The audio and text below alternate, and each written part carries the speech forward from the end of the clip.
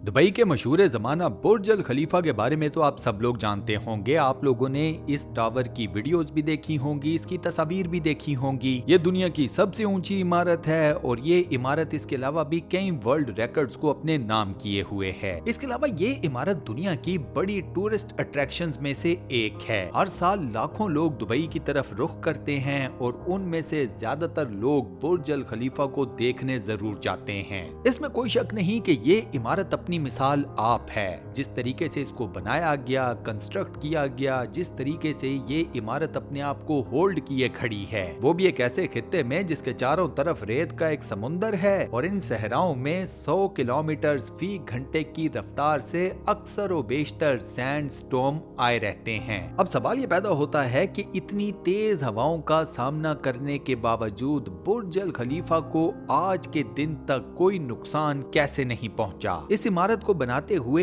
ऐसी कौन सी टेक्नोलॉजी इस्तेमाल की गई जिसकी वजह से बुर्ज अल खलीफा दुनिया की सबसे ऊंची बिल्डिंग होने के बावजूद ना तो कभी किसी साइड को सरका है, ना ढलका है और ना ही गिरा है। आज की स्पेशल वीडियो में मैं आपको बुर्ज अल खलीफा से मुतल्लिक कुछ ऐसे हैरानकुन फैक्ट्स बताऊंगा कि जो आपको वाकई ही में ना सिर्फ हैरान कर देंगे बल्कि आप इस बिल्डिंग को बनाने वालों को दाद देने पर मजबूर हो जाओगे। वीडियो बेहद मजेदार होने वाली है और इस वीडियो का फुल मजा उठाने के लिए इस वीडियो को शुरू से लेकर आखिर तक कंप्लीट जरूर देखिएगा। तो चलिए शुरू करते हैं। स्टार्ट करते हैं बुर्ज अल खलीफा की बेस से, जिसे हम उर्दू में कहते हैं बुनियाद। इस बिल्डिंग की खाली बुनियाद ही 48 मीटर गहरी है। मोटा मोटा समझा जाए तो ये 10 स्टोरी बिल्डिंग्स के बराबर की हाइट बनती है। यानी कि इस ऊंची तरीन बिल्डिंग को खड़ा करने के लिए इसकी बुनियाद को भी काफी ज्यादा मजबूत बनाया गया है और काफी ज्यादा गहरा भी रखा गया है। इसके अलावा एक और हैरत अंगेज फैक्ट आपको ये बताता हूँ कि बुर्ज अल खलीफा की इस 48 मीटर गहरी बुनियाद को मजीद मजबूत रखने के लिए इसमें से बिजली गुजारी जाती है। ये बिजली गुजारी जाती है 24/7, यानी कि हर वक्त। अब खुदा ना खास्ता अगर किसी दिन कोई पावर फ्लक्चुएशन हो जाती है और ऊपर से बुर्ज अल खलीफा को किसी सैंडस्टॉर्म का सामना करना पड़ जाए तो फिर बुर्ज अल खलीफा के ना सिर्फ नुकसान उठाने के चांसेस काफी ज्यादा हाई हो जाते हैं बल्कि साथ ही इसके गिरने का रिस्क भी काफी ज्यादा बढ़ जाएगा। बुर्ज अल खलीफा की बेस के ऊपर जो रैफ्ट बनाए गए हैं वो रैफ्ट भी कोई आम रैफ्ट नहीं है। एक तो इन रैफ्ट्स को बनाते हुए ठीक ठाक किस्म का कंक्रीट यहाँ पर पोर इन किया गया है। उसके अलावा इस रैफ्ट को मोटाई भी बहुत ज्यादा दी गई है, तकरीबन 3.5 मीटर्स की। इन रैफ्ट्स की तामीर के वक्त पहले सरिये का एक पूरा जाल बिछाया गया और इतना सरिया डाला गया कि जिसकी कोई मिसाल नहीं मिलती। सरिये का ये पूरा जंगल इन रैफ्ट्स के ऊपर उगाने के बाद इसके ऊपर डाला गया कंक्रीट। मजे की बात यह है कि ये रैफ्ट्स दिन की गर्मी में बनाना तकरीबन नामुमकिन था। तो बुर्ज अल खलीफा के जितने भी रैफ्ट्स को तामीर किया गया है वो बनाए गए हैं रात के वक्त, दिन की झुलसा देने वाली गर्मी से बचने के लिए। इन राफ्ट्स में जब कंक्रीट को डाला जा रहा था तो इस कंक्रीट के अंदर आइस क्यूब्स का भी इस्तेमाल किया गया था। ये सारे रैफ्ट्स 4 मल्टीपल फेजेस में कंप्लीट किए गए थे और हर फेज में तकरीबन 24 घंटे का टाइम लगा था। बुर्ज अल खलीफा की तामीर के वक्त सबसे पहला चैलेंज था सॉइल सेटलमेंट का। किसी भी जगह के ऊपर जब मिट्टी के ऊपर कोई इमारत तामीर की जाती है तो इमारत के वजन से मिट्टी नीचे को धंसती है। फिर एक टाइम आता है कि ये धंसना बंद हो जाता है क्योंकि नीचे की मिट्टी न्यूटन के तीसरे law to every action there is equal and opposite reaction उसके तहत ऊपर की तरफ जोर लगाती है और यहाँ पर सॉइल सेटलमेंट कंप्लीट हो जाती है। बिल्डिंग अपनी जगह के ऊपर टिक जाती है और उसके बाद ये बिल्डिंग साल हा साल चलती रहती है। यहाँ पर सिर्फ एक प्रॉब्लम ये आ जाता है कि जमीन का नीचे की तरफ धंसना ज्यादा ना हो। दुबई में जो रेत है वो सहराई रेत है, ये एक तो नीचे की तरफ ज्यादा धंसती है और रेत के नीचे जो पथरीली जमीन है वो भी काफी ज्यादा नरम है। दुबई में इंजीनियर्स ने 150 मीटर तक की खुदाई कर ली थी, लेकिन बुर्ज अल खलीफा को बनाने के लिए उन्हें सॉलिड जमीन मिल ही नहीं रही रही थी, वो हार्ड जमीन जिसके ऊपर बुर्ज अल खलीफा ने टिकना था। अब इस नरम रेत और नरम जमीन के ऊपर रैफ्ट खड़ा करने का मतलब ये था कि किसी न किसी दिन बुर्ज अल खलीफा ने धंसना था। ये धंसना किसी भी साइड को टिल्ट कर सकता था और बुर्ज अल खलीफा ने पूरे का पूरा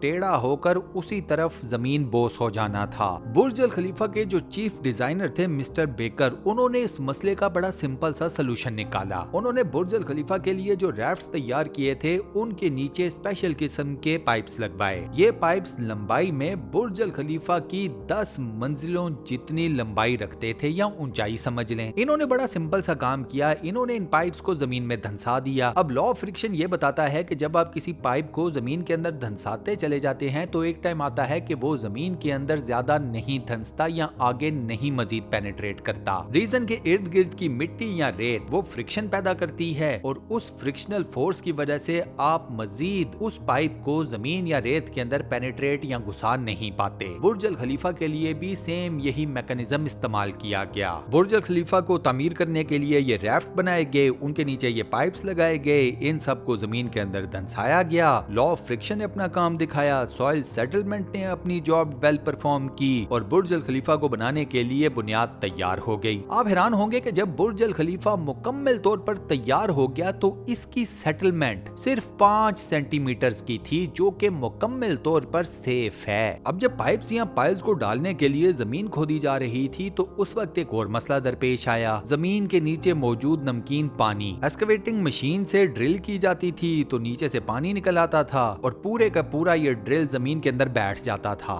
इसका सोल्यूशन ये निकाला गया कि जैसे जैसे ड्रिल की जाती थी जमीन के अंदर, साथ ही एक ड्रिलिंग लिक्विड भी नीचे को डालना शुरू कर दिया जाता था। ये ड्रिलिंग लिक्विड जाकर पानी के साथ मिक्स हो जाता था और ये मिक्सचर एक स्लशी किस्म के मटेरियल में कन्वर्ट हो जाता था। ये स्लरी एक प्रेशर जनरेट करता था और ये प्रेशर ड्रिल किए हुए सुराख की दीवारों को सस्टेन रखता था, जगह पर रखता था। नतीजा जमीन बोस नहीं हुआ करती थी। अब जब ये बोर मुकम्मल तौर पर रेडी हो जाता था तो इसमें एक हॉलो सिलेंडर को डाला जाता था, जस्ट टू मेक श्योर कि बोर अपनी जगह पकड़े रखे। इस हॉलो सिलेंडर के अंदर डाला जाता था कंक्रीट। इन पाइल्स में सरिया पहले डाला जाता था और उसके बाद कंक्रीट को डाला जाता था। ये कंक्रीट एक खास किस्म की लिक्विड शेप में डाला जाता था। बुर्ज अल खलीफा के सिर्फ इन पाइल्स को डालने और ये सारी की सारी बुनियाद तामीर करने में 2 साल का अरसा लग गया। अब चूंकि दुनिया की सबसे ऊंची इमारत बनानी थी जिसका वजन भी ठीक ठाक था,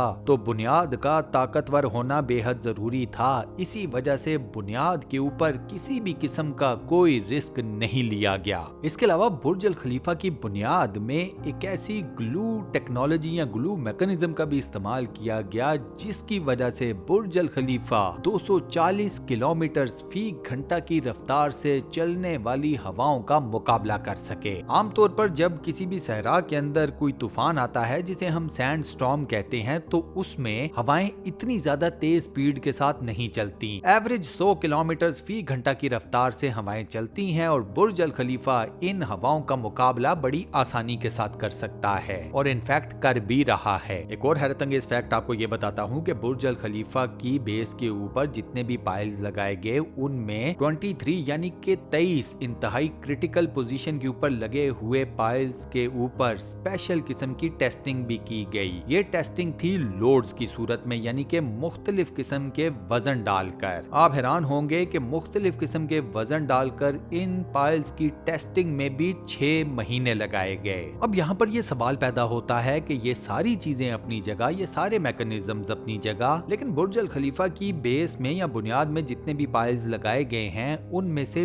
बिजली को हर वक्त क्यों गुजारा जाता है? उसकी वजह यह है दोस्तों कि पर्शियन गल्फ की तरफ से आने वाली नमी जो कि जेरे जमीन ट्रांसफर होती है, जेरे जमीन मूव करती है, ये नमी बुर्ज अल खलीफा की बुनियादों में मौजूद जितना भी लोहा है, जितना भी सरिया है, उसे जंग आलूद ना कर सके। 24/7 इस लोहे के अंदर, इस सरिये के अंदर बिजली पास होती रहती है और ये सारा लोहा, ये सारा सरिया जंग लगने से महफूज रहता है। जाहिर सी बात है दुनिया की सबसे ऊंची इमारत को गिरने से बचाने के लिए हर किस्म का प्रिवेंटिव मेजर तो हर कोई लेगा। और इसी अमेजिंग फैक्ट के साथ हम अपनी आज की इस वीडियो को यहाँ पर करते हैं दी एंड। दोस्तों आज की ये वीडियो आपको कैसी लगी, वॉइस ओवर कैसा लगा, मुझे नीचे कमेंट सेक्शन में जरूर बताइएगा। वीडियो को बंद करने से पहले आपसे एक छोटी सी रिक्वेस्ट, और वो ये कि अगर आपने अभी तक हमारे इस चैनल को सब्सक्राइब नहीं किया हुआ तो बराए मेहरबानी चैनल को सब्सक्राइब जरूर कर लें और साथ बने हुए बेल के आइकन को लाजमन प्रेस कर दीजिएगा। बाकी अपना बहुत ख्याल रखिएगा। इंशाल्लाह मुलाकात होती है किसी नई बेहतरीन